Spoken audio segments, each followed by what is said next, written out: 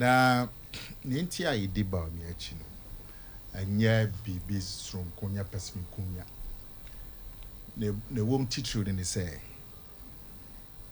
ye gidi say baby a yem party NPP yedru no pempem so a yedru na yesi bibi di 8 years na ye pese tra sa ifie nwotwe no a party bia intimi tra sa ifie nwotwe no e free 1992 e share sa democracy asi party bia anyesa ye pese yen yetimi yesa ye break his record na minya so peso uye bibi sonko a obi anye bi da na esese wa ho boa no so no eye sonko okay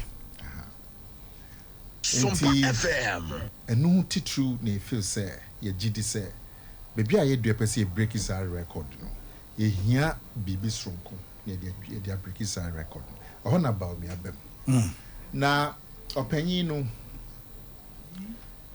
ni swade ehu ene ni hyehyɛ a wo e magana man a wa kyerɛ Ghana for a free 1994 1995 a ba betonne saa ni swade ehu no a kwan e betimi e de Ghana economy no me ka Ghana economy kyese asetena mu e be konkan yenji ndi said impanyimfo ya ene na esi akan obia kyerɛ saa ni swade ehu okay no bi be obroni be kan say ni vision any plans for the Ghanaian economy Yenina yetie SOMPA kwa yenji ndi so obia wo hɔ a watimi akyerɛ saa ni swade ehu ene saa dwen no e fa no Ghana economy na fin so be di vice president ejuma waye as vice president titru sa digitization ya udimu akotene wasa wa pejemode ne nu onyam as vice president that hu faso a abawo Ghana hay enya ketwa ase otimi be di president no the president hu de no territory and a best from kokra sa digitization maami bia mehia no nansen okem so no NDC na abrewa bi o mikrom ho baby no so o NDC nanso Bawumia no sa momo na abanintin ama wa pe abrantia SOMPA FM so say enkan no ne ma no e ma ne bibi free nkran ya ye de customer driver say driver into ni car 2-3 days might cheze mbai ebia 500 cities bi ono so be hwe ne how far ne ma no ade abma the baby and na mienu mi sign 9 na driver into the car buy an electricity bill down water bill down na driver no to car no so no ba e ba driver no buy kra no nya kwan ba ne fie ho ono so hwe ne 1212 chromo njini sabe keske kra e bia ndabe 6 days about betwem na driver no discount no bakra after 5 days no osio na oba no kunya poncha wo suhum jo de bia so e na obo gina wa ha e di na comedy no gina ha nti oyimu 40 cities de di this case can be come a minisem no crowd eso Yenina yetie SOMPA so sisa momo e ba ye osio otini dem na phone na ye kokko obehwe na chese skana ba beta the phone so just say adwuma no nko a de ama wa pe opanyin na se na wo free momo a eniema pi asa digitization aba ene opeso travel electricity bill bitimi atena wo studio ha no twa opeso toll electricity bitimi atena wo studio ha no say phone bibia adane digitization so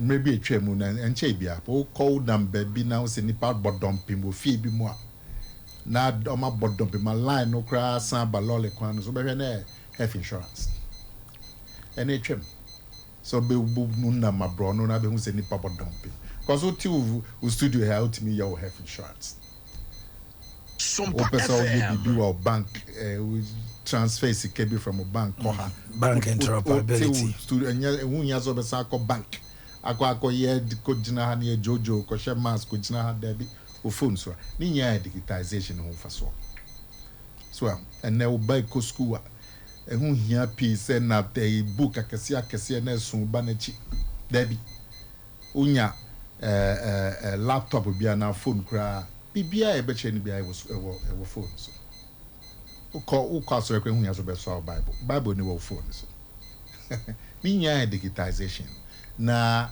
ade ba ko e masa digitization nya yensa kan ahoden no e free bibi 4G kwan na digitization in name na me kwan bi so na ba wo phone so na e free no 4G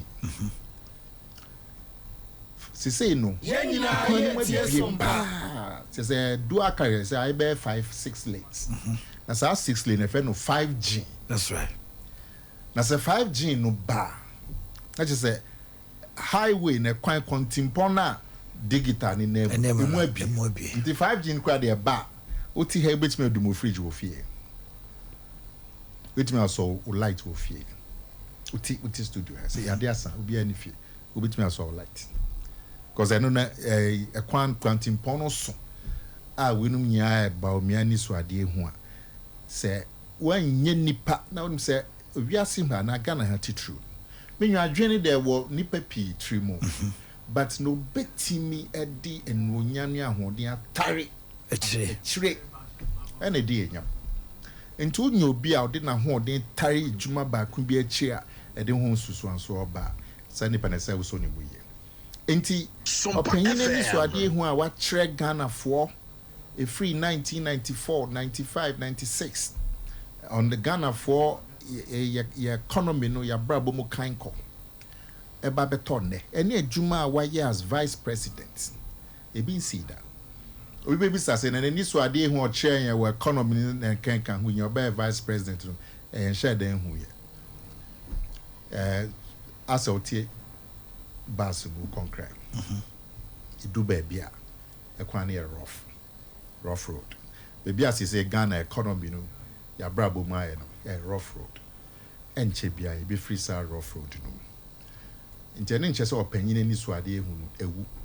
Me tie say me nua brand ATM say na mo kan about COVID-19 again. That's right. Me ntia ya ade titru ncha e was a rough road. COVID-19 any Russia for ntokwa omni Ukraine ekun. Na COVID-19 SOMPA FM pon e affect him. You call it near my In nipa other stations no. Nipa omudi omo advertising. Mo friend is krato. Nipa omudi omo krato. Dready and krato no. Dready and krato say so beti. Omo the background squad the babitri akra no. Na aedi. So talk. Mo salary says na do be say so. Want take it time kra one man nipa ni be coffee. Because of COVID-19 be say yare e ba ya upia na wanya bi na unya bi so anya malaria bi unya wu nti I am share the be wiase nya my wiase economy nya tofom I become SOMPA FM ni other radio stations say SOMPA FM po na become no hwe oman Ghana nkasa okoka si ona say COVID no buy no munye ska ya de buy no ya de talk COVID niema nkola ye ko school niema obia sanitizer ye mo obia face mask nurse say ye adwuma ye mo obia akonde on the COVID sas kan nye de COVID adwuma but the economy of Ghana say na economy no mu bie no economy no mu bia na chese nipa nye adwuma na sika ba na Ghana economy grow 7% free 2017 or 2019 COVID no buy na about 0.4 the economy no more. The sika na sa banti nya from taxes, any revenue, any business activity. The afe na yes antiti ya. Eno nche se nke ye ne bi sronkwa nka but nsu obiri ye beka se nsusu anso de. Bibi atore nchem ba ehun susu anso ne depend on nso se na wabo. Tona be yes. Yeah, unti beka se bia nka ye niema say kakra na nke we se nke bia nka atore nchem nka but between 2017 to 2019 yenyina yetie sompa men kan say ban ye bibia pepepe but ewiase nya obi age tum say Ghana economy no between 2017 to 2019 ewiase nyinaa na Ghana economy na ejina na so pa obi ani so nti atorenchem COVID-19 na bai ena ye fam sese nyanya nko a ewiase nyinaa nti opanyin no ni so ade ehunu still edimu so be president ya e wo gidi say no bibia nsi ni kwan so this ni so ade ehunu better adwuma na aboa Ghana for obia ni ho ni gina saa akansi e na odun so a kyerɛ say ni so ade ehunu ma kan ya Akoma say na Bawumia de nti na eta na kyerɛ menwa say NPP mu yi no ko gina one omampani dada John Mama na ko gina research has shown say be anywhere be any din kra akoda paper no so for the first time our winning ebi me hunu say the experience gained by the former president ne wakotena fia was back ne ade no vice president no count on nana danko akufo ho bi na ne baby atochima o kasa si aye se ne mama e by 2024 na ne ma gina. How do you tell those people say Bawumia will do a better job than John Mama? You be that siminwa. Niema mienu. Unim say ye share democracy asi. Party mienu nya obi a obebi ana ho ode ye sonko. Ofa no NDC a bebi ma ho ode ye sonko pa bebi miensa. Voter region. Northern regions. So become Northern regions are. All the 5 now. It's only 5. That's right. That only 3. So the weapons say Northern regions 5. And as Zongos. Other than this are what the Kumasi Accra almost sit to her. Yeah. In the Zongos. That's what I say. Yeah. It is our baby means saying and this are what. Yes, so and people maybe I hold in Jinapa back when Eastern region. And Almighty Ashanti. Na a free 2016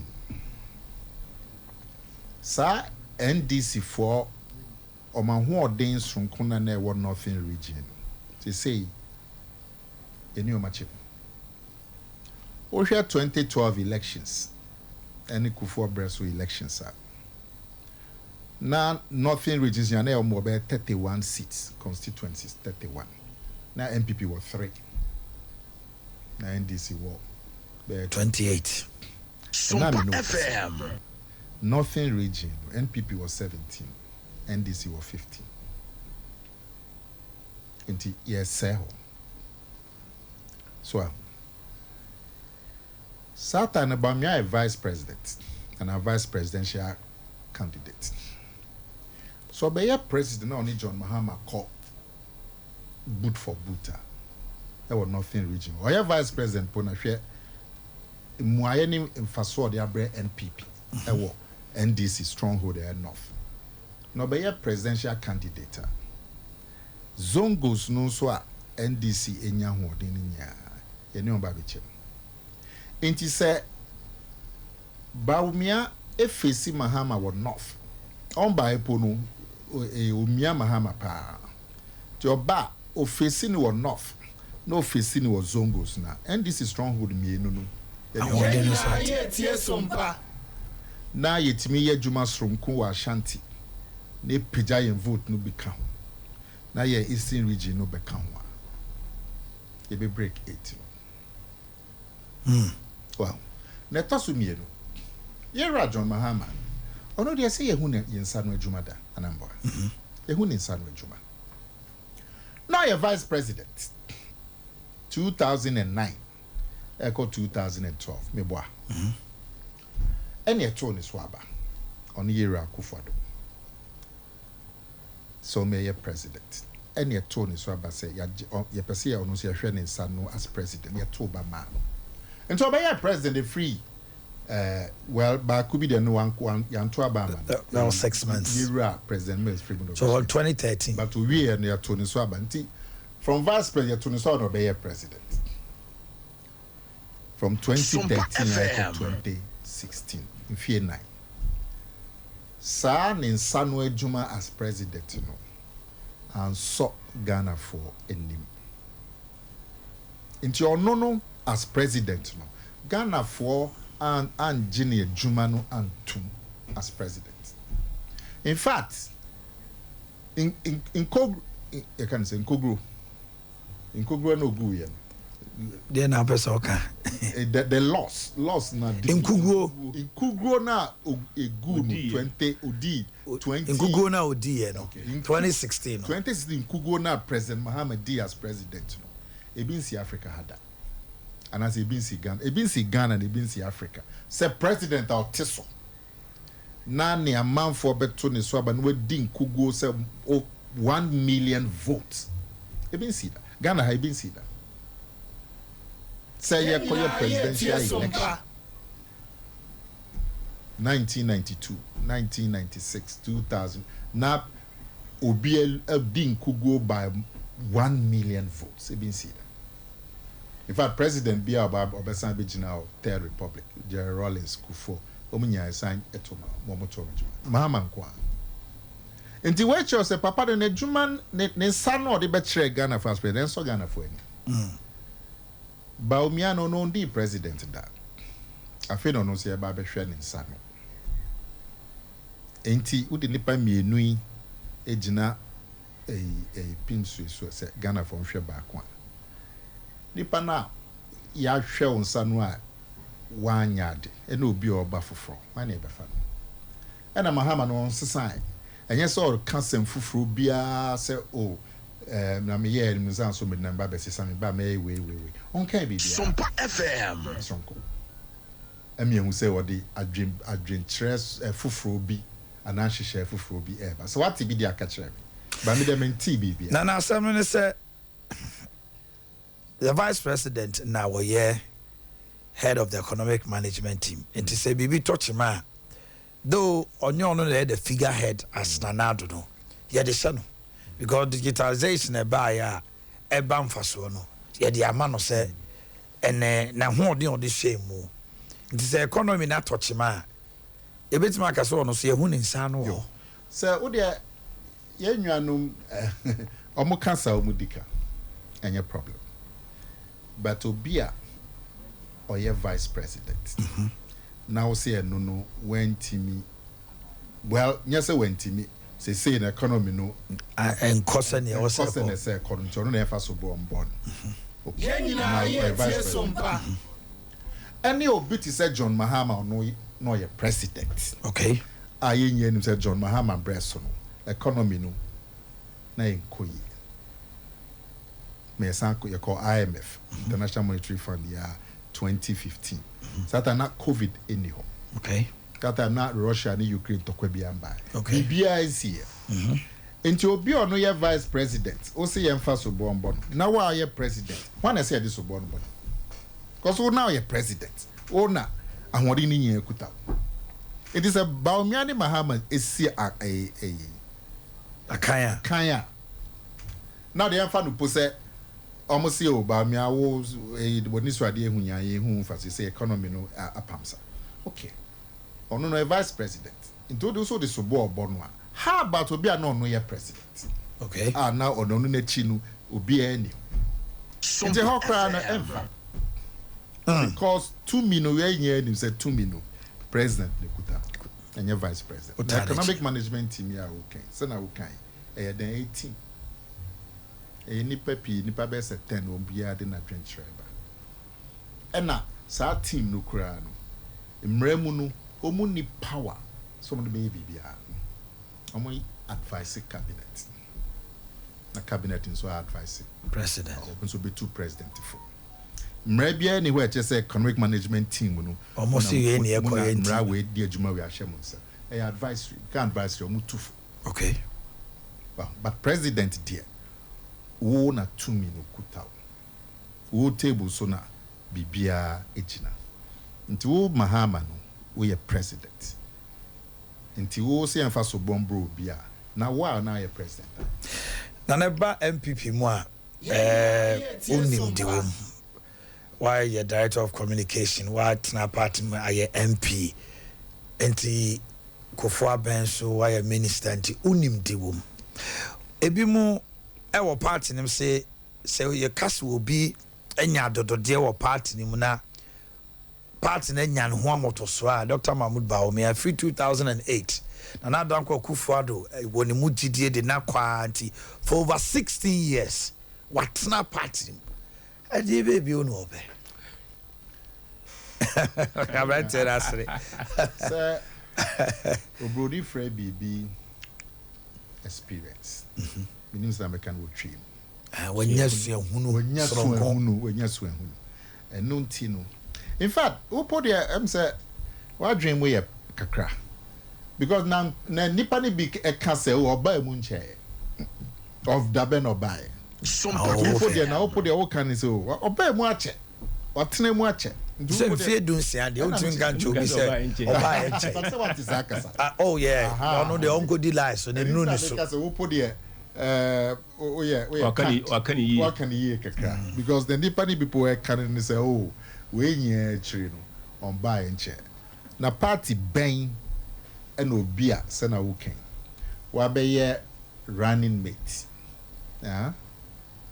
in fie edumiedu 20 years 12 years there be 2004 well 4 times yes so 16 years 2008 2012 2016 2020 oyamo running mate 16 years and as 16 years no emu best and so osanye vice president let not make kitchen but say dabe no buy yes is a party mo share party ni party ben obi a wa be running mate for 16 years na wasanye vice president 7 years na betimi aka say dabe no buy but sana wo kan na mejetum say we di mo akotene wodi mu akutene banya suahu experience enipa ya akukudamfo ya omne no esisa kan wo NPP mu nipa nkono a ekano mu question esi ebisa ne so omu hwan na e was experience as running mate for 4 times and as vice president for 7 years omu hwan na e was so hu nti eno kra ne ye advantage ma abrantia an advantage man because in terms of experience you know o share omunya mo SOMPA FM obi anto omu hwan is age on his side what more consider age no so nti age near perfect I think na papa no nya 59 years nti onya bofra onya penyi so ono a oye ho ne ho they are perfect pen onya 59